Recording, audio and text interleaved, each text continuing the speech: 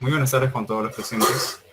El día de hoy vamos a compartir una experiencia, nosotros, un grupo de estudiantes de la Universidad Nacional Mayor San Marcos, de la Facultad de Ciencias Físicas. Eh, la experiencia se llama Electrostática, Ley de Coulomb. Nosotros hemos elegido esta experiencia debido a que nos causa curiosidad los fenómenos eléctricos y cómo es que están tan vinculados a nuestra naturaleza de seres vivos, de interacciones en el átomo, entre otros fenómenos. Bien, los responsables de esta experiencia, es decir, los ponentes del día de hoy, son Grados Mejía, Pedro Junior, Amani Castillo, John Carlos, Navarro Zamudio, Diego Antonio, y mi persona, Quinto Arteaga del Mar Pablo. Eh, los roles que van a asumir cada uno de nosotros van a ser los siguientes. Para comenzar con la experiencia, tendremos al compañero Amani Castillo con el fundamento teórico. A continuación tendremos a Grados Mejía y mi persona, Quinto Arteaga, para el procedimiento de la experiencia.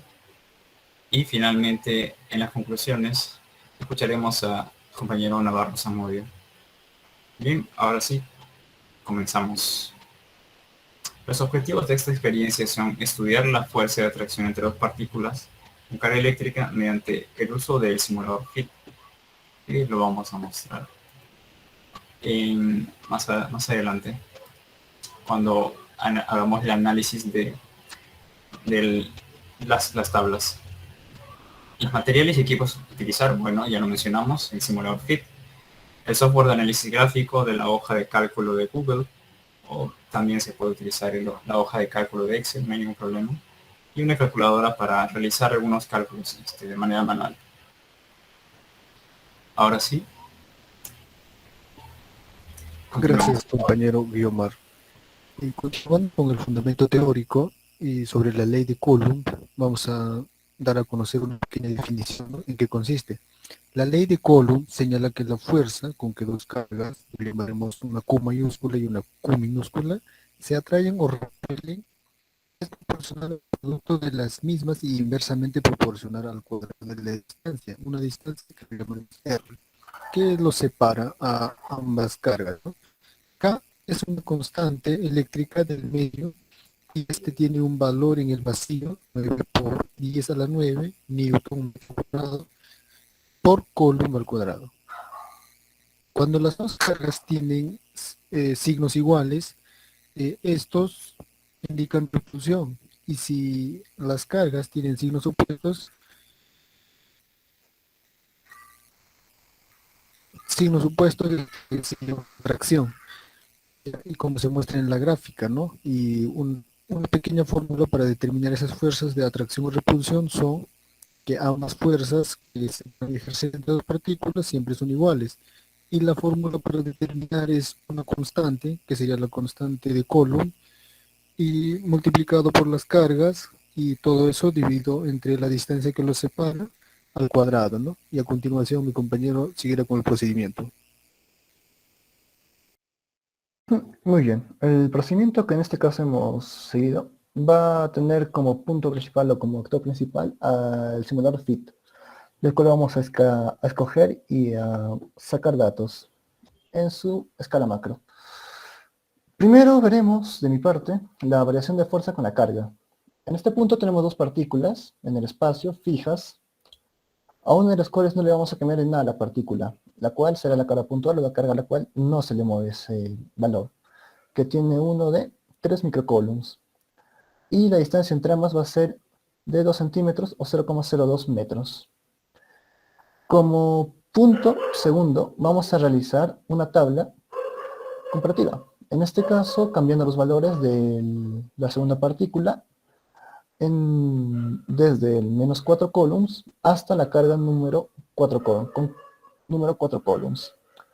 Analizando y viendo cómo va la variación, tenemos que la fuerza, a medida que la carga se acerca a cero, va a disminuir, ya sea por el lado positivo o negativo, como menos 4 microcoulombs va a ser igual a 2,7 por 10 al cuadrado newtons, o 3 microcoulombs, o menos 3 microcoulombs, va a ser igual a 2,02 por 10 al cuadrado newtons. De igual manera en el lado positivo, que como ya vemos, la fuerza va a ser igual, con 4 microcoulombs igual a 2,7 por 10 al cuadrado newtons, vemos que algo está pasando acá.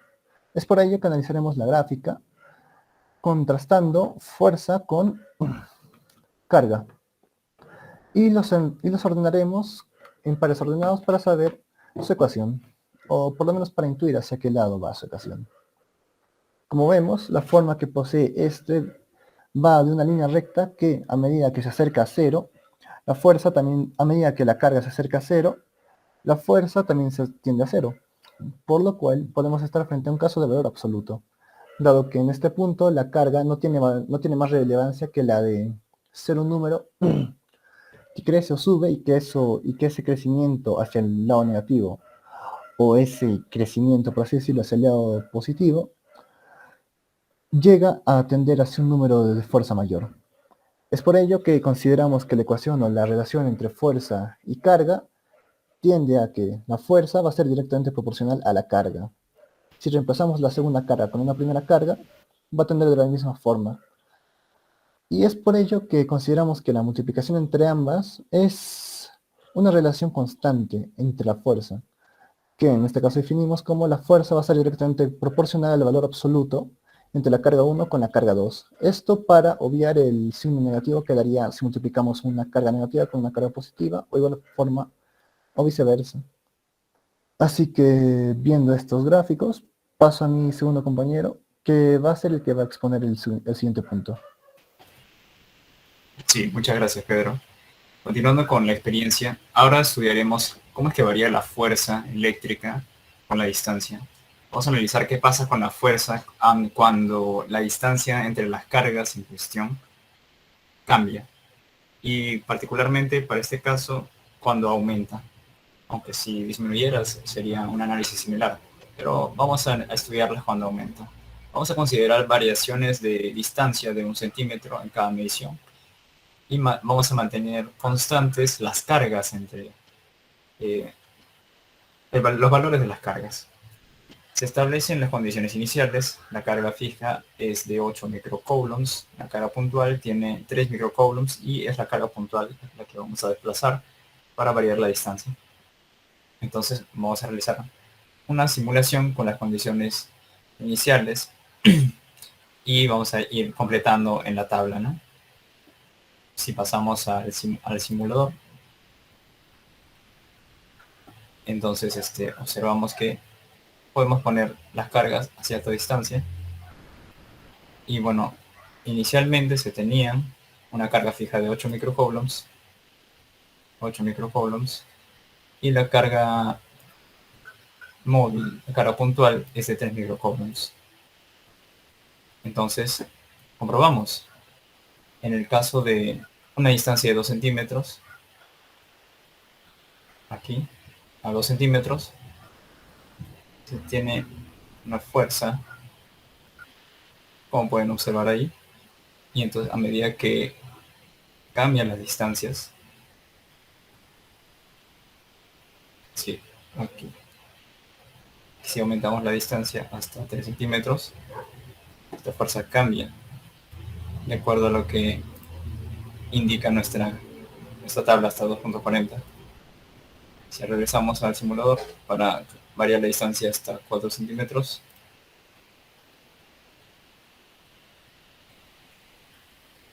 efectivamente se comprueba que la fuerza ejercida entre ellas es de 135 newtons. Y acá está. Entonces, a medida que la distancia aumenta, la fuerza va a disminuir en cada caso. Y eso vamos a pasarlo a una gráfica en papel milimetrado. Y como pueden observar, la fuerza tiene una variación que es relacionada con la distancia, que parece obedecer a una proporcionalidad inversa.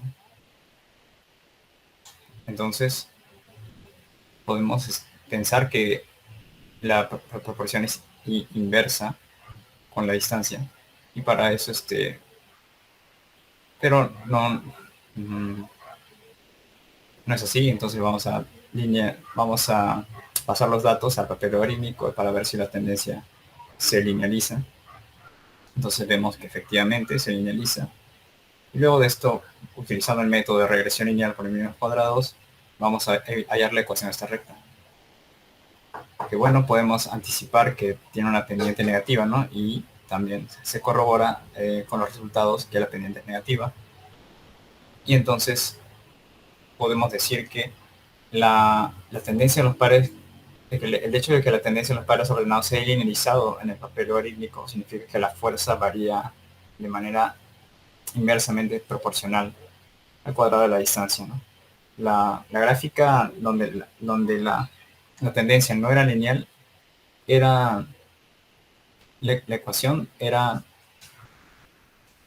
consideraba la distancia pero elevándola al cuadrado. Entonces, cuando se ha linealizado en el papel logarítmico, se comprueba que la relación es inversamente proporcional.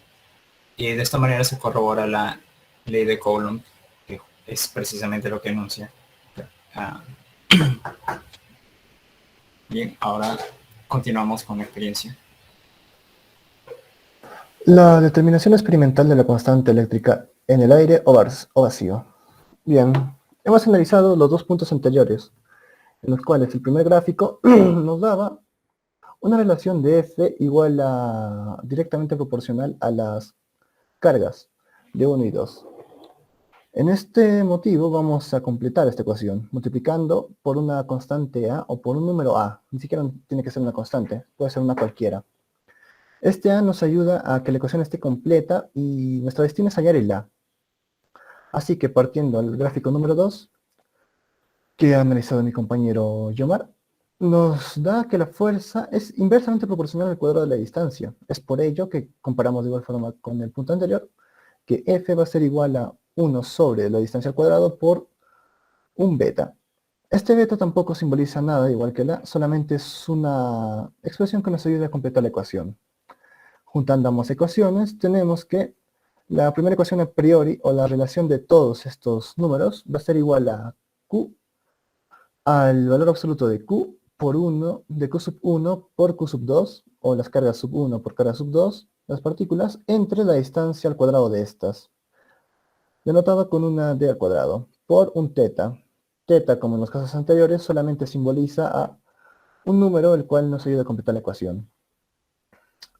Y dado que el simulador no nos da más opciones para comparar, se decidió directamente reemplazar los valores de la ecuación.